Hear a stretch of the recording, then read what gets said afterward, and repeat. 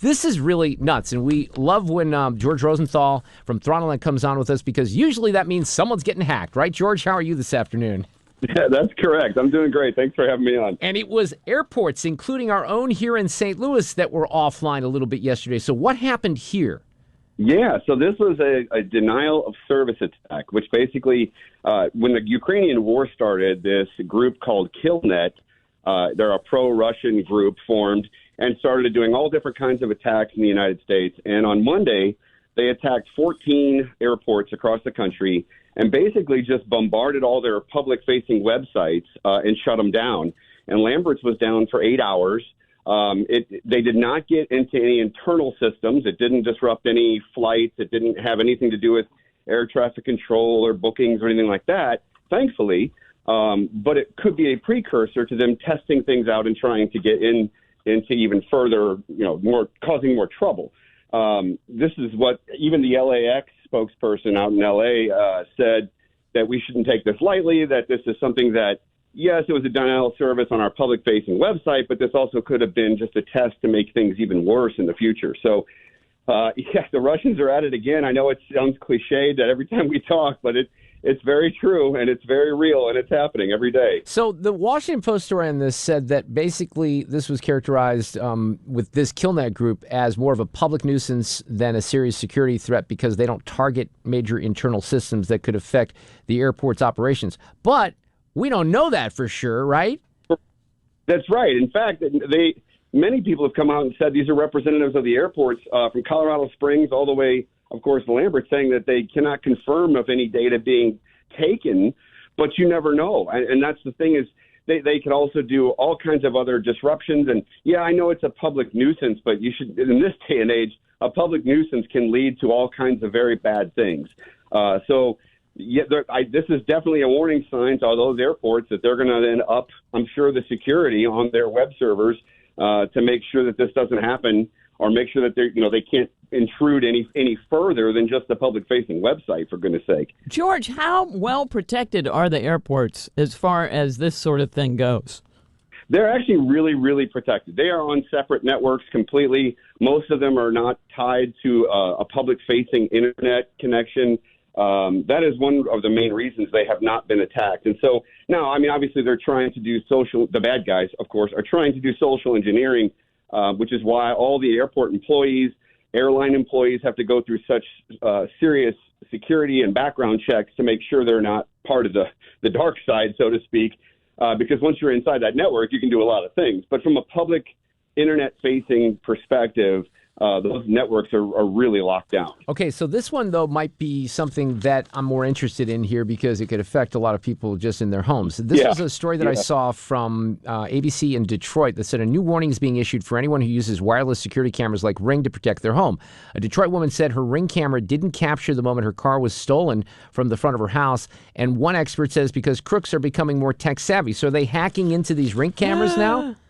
So here's what's interesting. So this is actually insane, the way that things have progressed.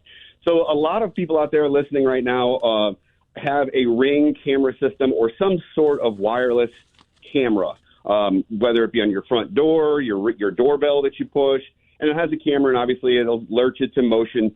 And those are tied to a cloud-based service. So they're recording what's going on as soon as motion occurs or the button is pushed. What criminals have figured out, and this is kind of insane, that you can go on Amazon and between $50 and $150, you can buy what's called a deauth, basically a deauthor. So it's like a deauthorization. You can buy a device that's about as big as an Apple Watch for $50 that will then pour in signals into the local Wi-Fi network to block it or jam it, so to speak, and disrupt the signal between the camera and the cloud recording service. So you could walk up to somebody's front door with this watch on. It literally is a watch for $50 on Amazon. You push the button on the side, it automatically scrambles the Wi-Fi. The camera stops talking to the cloud-based service, and you can do what you want because you're not being recorded. Because George. The camera itself doesn't record anything. The camera is just sending a signal up to the cloud-based service that you're paying for.